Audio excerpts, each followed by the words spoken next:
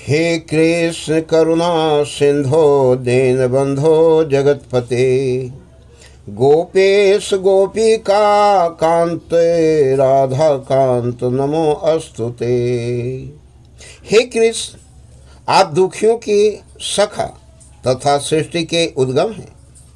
आप गोपियों के स्वामी तथा राधा रानी के प्रेमी हैं। मैं आपको सादर प्रणाम करता हूँ।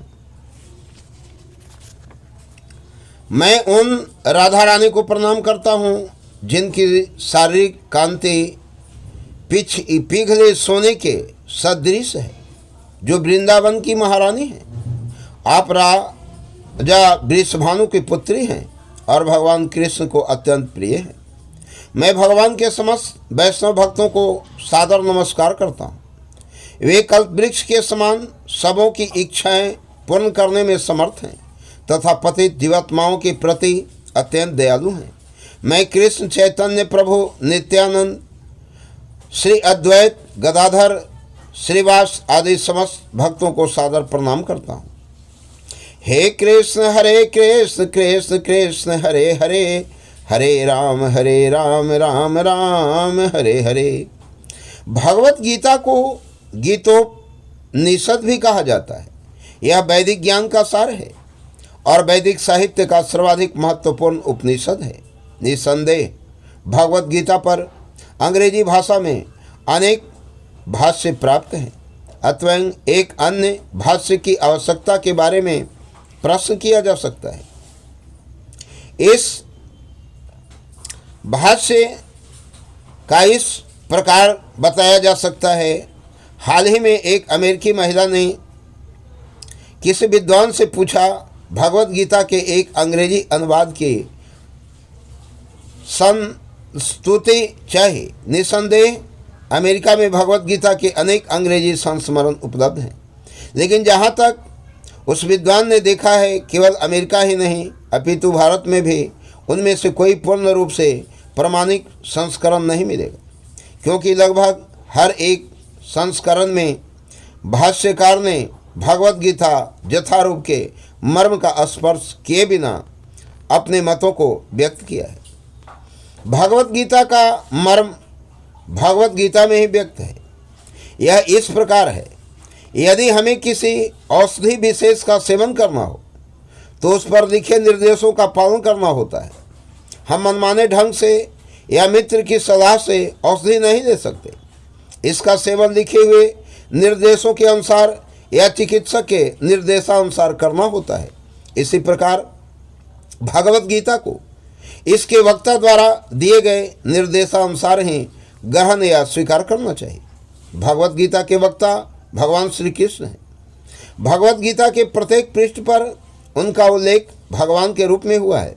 निसंदेह भगवान शब्द कभी कभी किसी भी अत्यंत शक्तिशाली व्यक्ति या किसी शक्तिशाली देवता के लिए प्रयुक्त होता है, और यहाँ पर भगवान शब्द निश्चित रूप से भगवान श्री कृष्ण को एक महान व्यक्तित्व वाला बनाता है।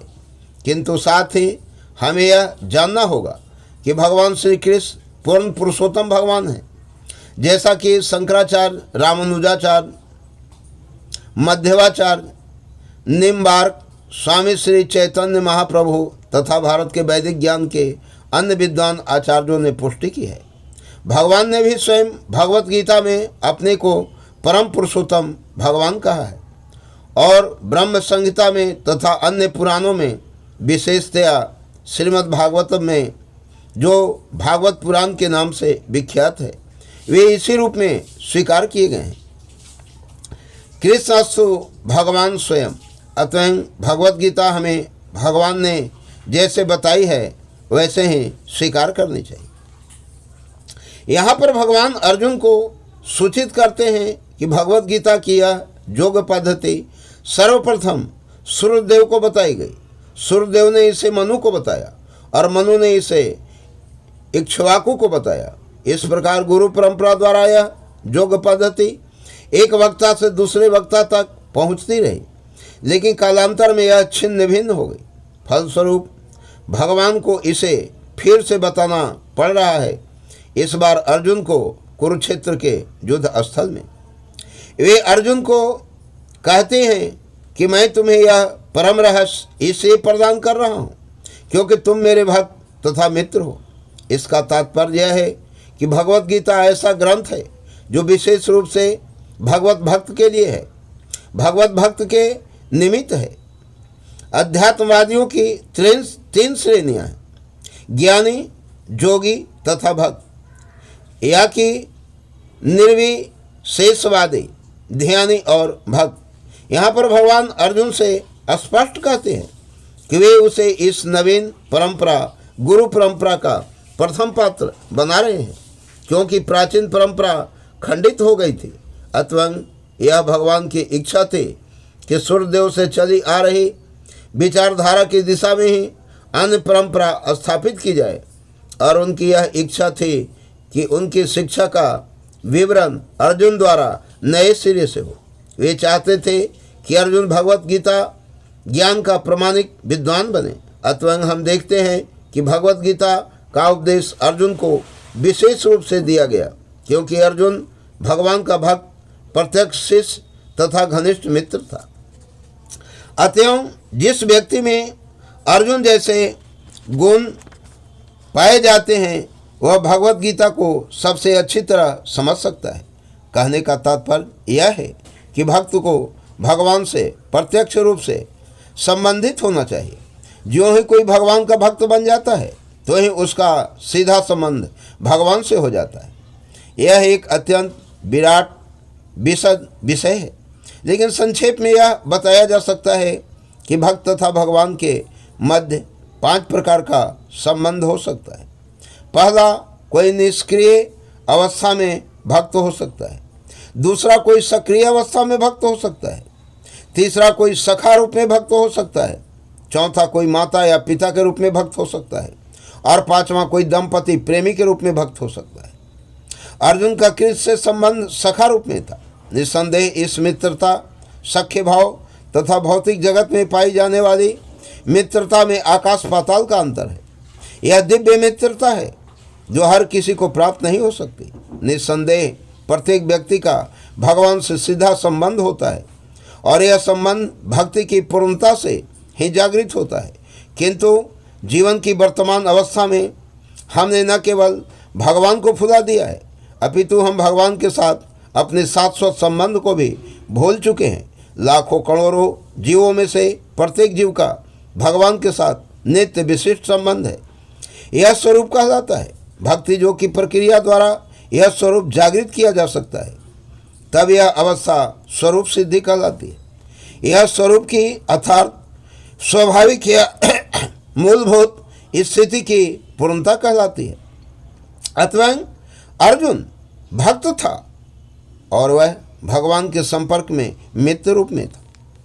हमें इस बात पर विशेष ध्यान देना चाहिए कि अर्जुन ने भगवत गीता को किस तरह ग्रहण किया। इसका वर्णन 10वें अध्याय में इस प्रकार हुआ है। अर्जुन ने कहा, आप भगवान परम धाम, पवित्रतम, परम सत्य हैं। आप शाश्वत, दिव्य, आदि पुरुष, अजन्मा था महानतम हैं।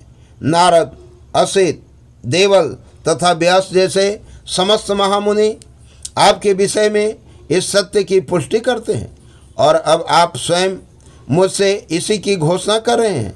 हे कृष्ण, आपने जो कुछ कहा है उसे पूर्ण रूप से मैं सत्य मानता हूँ। हे प्रभु, न तो देवता और न असुर ही आपके व्यक्तित्व को समझ सकते हैं। भगवान से भगवत गीता सुनने के बाद अर्जुन ने कृष्ण को परम ब्रह्म स्वीकार कर लिया। प्रत्येक जीव ब्रह्म है, लेकिन परम पुरुषोत्तम भगवान परम ब्रह्म है। परम धाम का अर्थ है कि वे सबों के परम आश्रय या धाम हैं। पवित्रतम का अर्थ है कि वे शुद्ध हैं, भौतिक कलमश से मुक्त हैं। पुरुषम का अर्थ है कि वे परम भोक्ता हैं।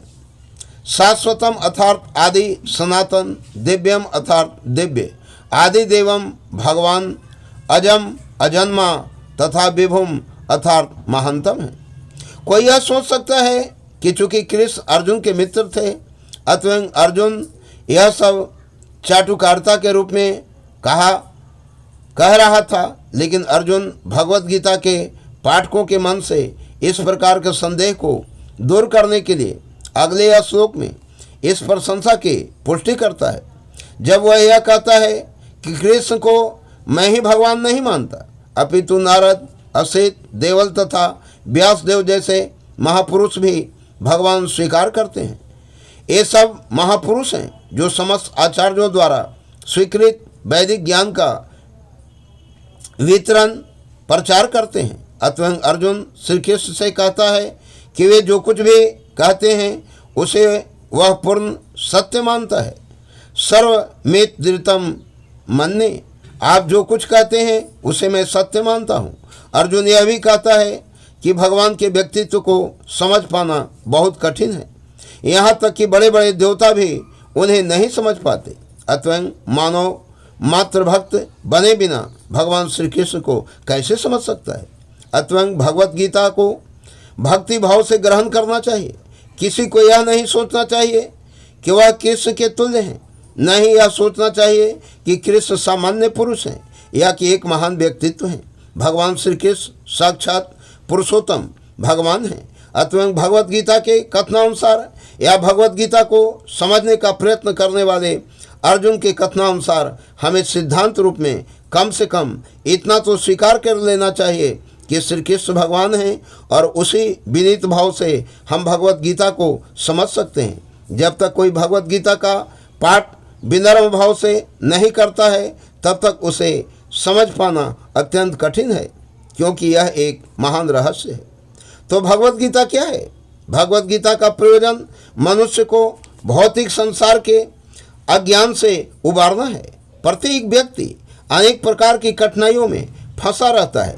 जिस प्रकार अर्जुन भी कुरुक्षेत्र में युद्ध के लिए कठिनाई में था, अर्जुन ने श्री कृष्ण की शरण ग्रहण कर ली।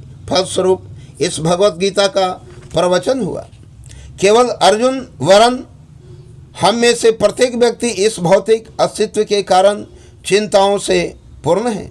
हमारा अस्तित्व ही अन अस्तित्व के परिवेश में है। वस्तुतः हमें अन अस्तित्व से भयभीत नहीं होना चाहिए।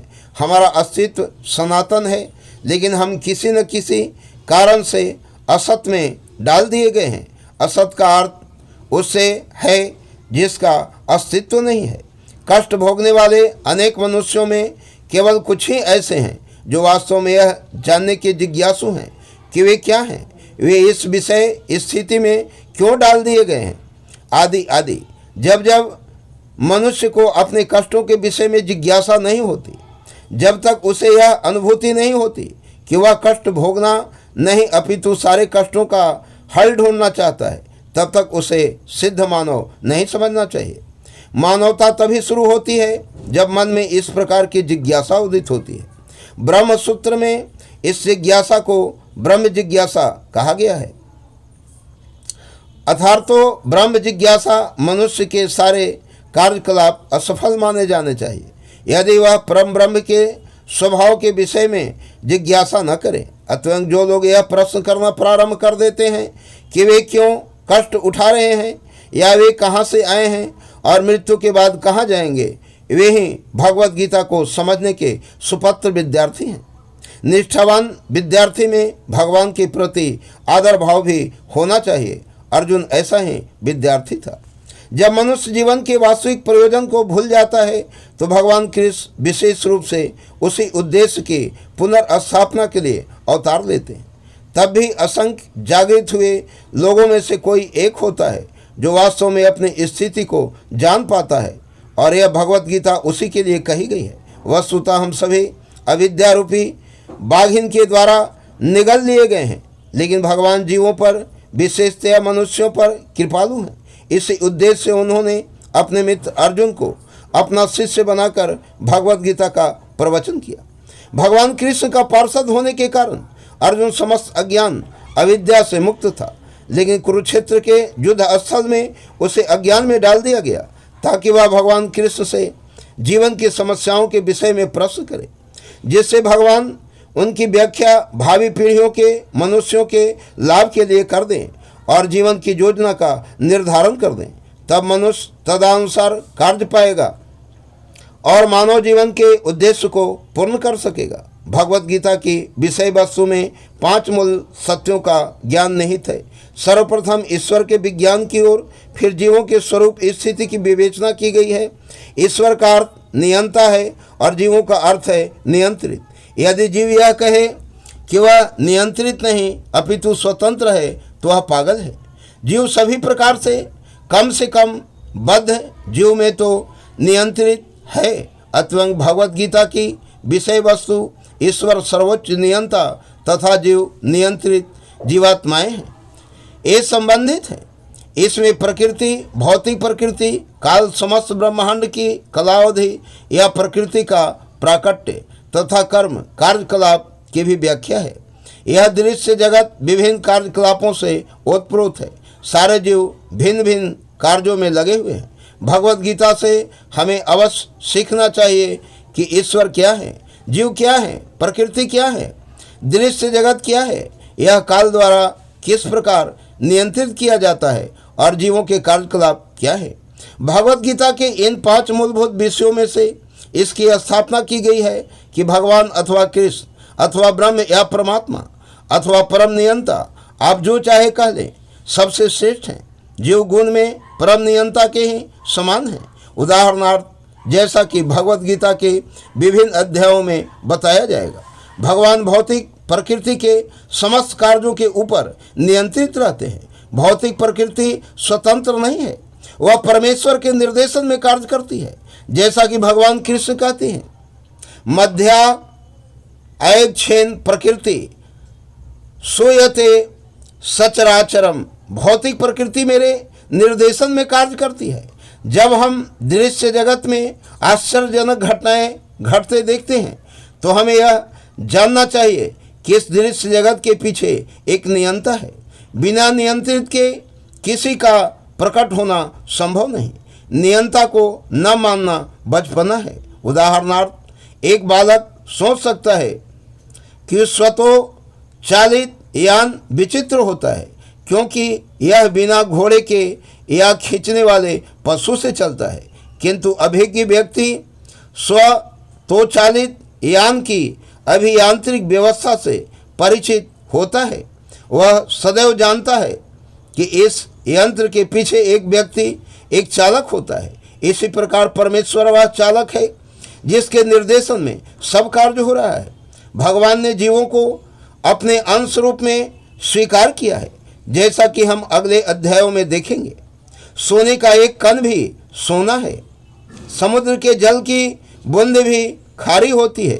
इसी प्रकार हम जीव भी परम नियंता ईश्वर या भगवान श्री कृष्ण के अंश होने के कारण सूक्ष्म मात्रा में परमेश्वर के सभी गुणों से युक्त हैं, क्योंकि हम सूक्ष्म ईश्वर या अधीनस्थ ईश्वर हैं। हम प्रकृति पर नियंत्रण करने का प्रयास कर रहे हैं, जैसे कि वर्तमान में हम अंतरिक्ष या ग्रहों को वश में करना चाहते हैं। और हमें नियंत्रण रखने की यह प्रवृत्ति इसलिए है क्योंकि यह कृष्ण में भी है। यद्यपि हमें भौतिक प्रकृति पर प्रभुत्व जमाने की प्रवृत्ति होती है, लेकिन हमें यह जानना चाहिए कि हम परम नियंता नहीं हैं। इसकी व्याख्या भगवत गीता में की गई है। जय हिंद दोस्तों, जय भारत दोस्तों। आज इतना ही, फिर अगली कड़ी में हम आगे की बातें बताएंगे।